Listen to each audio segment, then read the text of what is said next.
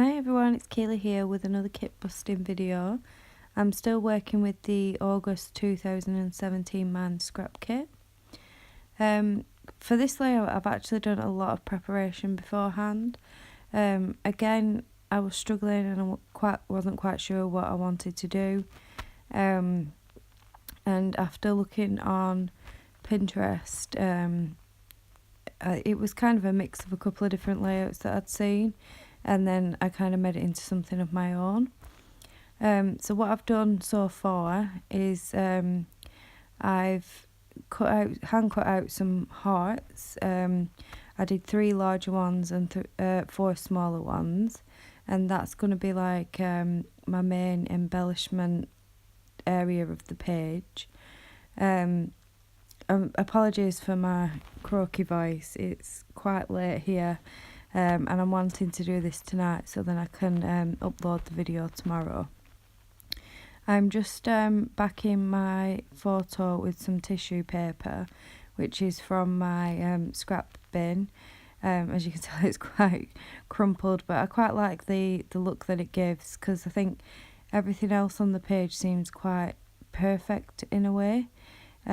So this just adds, something a little bit different, a different texture.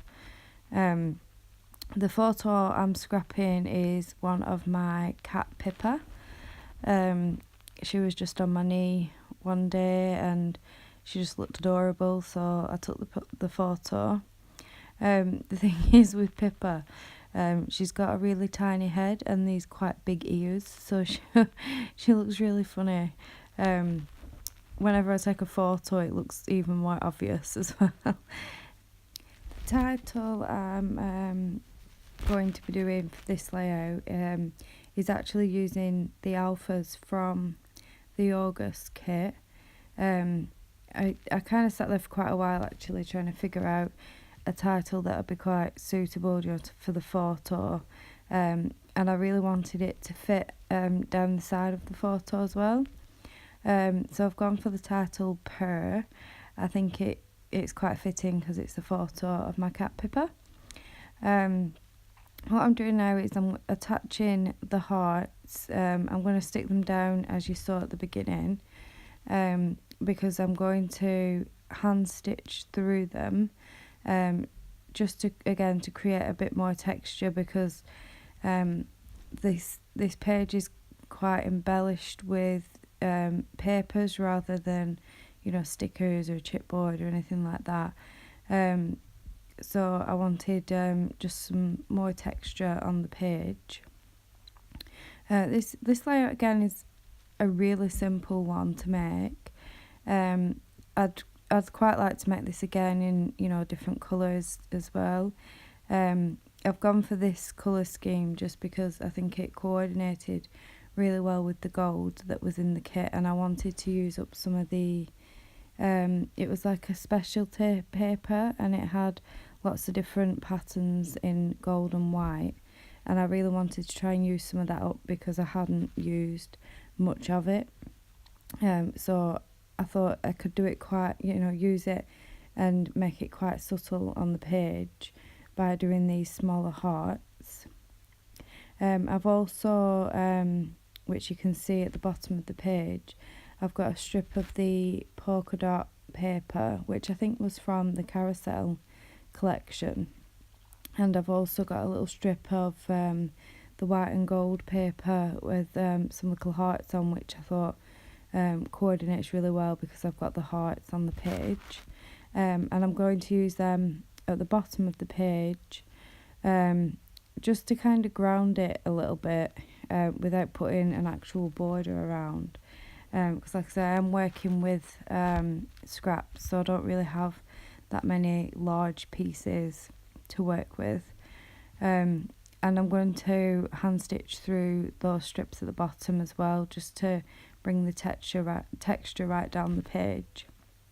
The gap between the hearts and the bottom of the page I'm going to use to add a little bit of journaling.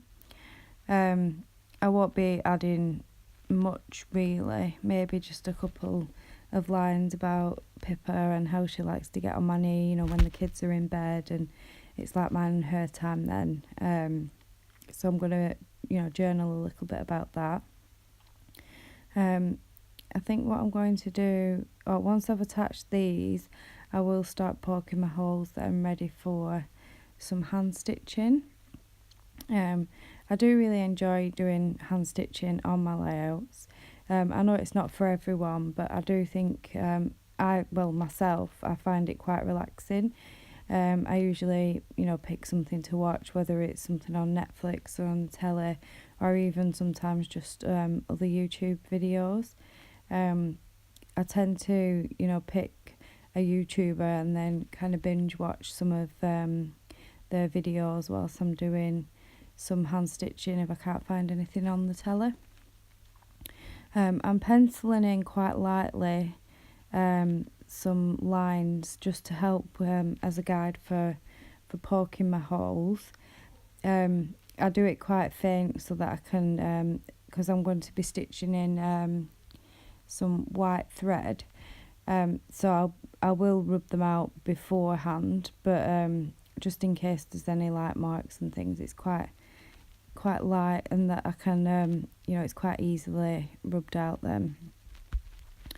I won't let you watch me poke all the holes. I'll just leave a little bit in just to show you how I prepare my page for hand stitching. I always poke my holes beforehand because it just makes it a lot easier when you come to sit down and do the hand stitching, rather than poking the holes as you go. Yeah, like I said, I mentioned that I do it in some white thread, which you can't really see it. I think I only used like one strand. I wanted to kind of mimic, you know, a machine stitching through it. But I don't have a sewing machine, so I've had to do mine by hand. Even though I did the pencil lines as a guide, it's still not perfectly straight, which I quite like that because I think it makes it look more machine stitched. I'm just kind of showing you now a close up of my stitching. Like I said, it's very subtle, but it does add a little bit of texture onto the page. And now I'm going to come in and glue down the alphas for my title. These alphas aren't very sticky at all, so I'm quite glad that I've now got some wet glue, because it makes it so much easier to attach these to the page so that they don't keep falling off once they go into the albums. Which I've got quite a few layouts actually that I could do with going back. Now I have wet glue and you know, gluing all the chipboard alphas down, because I've found quite a lot of them have fallen off the layout. Luckily, you know, I keep my layouts in the page protectors, so when they have fallen off, they've, you know, stayed in the page protectors so that I don't lose them. But I will at some point go back and, you know, reattach all those with some wet glue. And this, I've found actually that this glue is really, really good. I know that a lot of scrapbookers use the Tombow glue, and it's the green bottle. I think it's green and white. But I decided to try this one just because when I was ordering, it was like the green and white one was slightly more expensive, but you got less glue. And I got with this one, I think it was 50ml. I could be wrong. So I felt like I got a bit more glue for my money. But I'm actually really pleased with it. You know, it does dry quite quickly as well, which is, you know, is always good when scrapbooking. And as well, because it's a clear glue, once it's dried you can't see it at all, which is, you know, again something that's quite handy when scrapbooking. I can leave a link in the comments to this glue in case anybody else wants to purchase it. I'm now going to, these sequins again are from last month's Mind the Scrap kit. I've pulled these in quite a few times now on layouts that I've made, you know, using this kit. just because we did get gold sequins in the August 2017 kit, but because I'd used them all up, I decided to pull these in from last month's kit, just so that I had, because I didn't really have many embellishments left, so it just helped, when finishing off my pages. And this is the layout more or less done. Like I said, it's a very simple one, and I'd like to try and recreate this in other colours as well. And here's the close-ups. Thank you everyone for watching.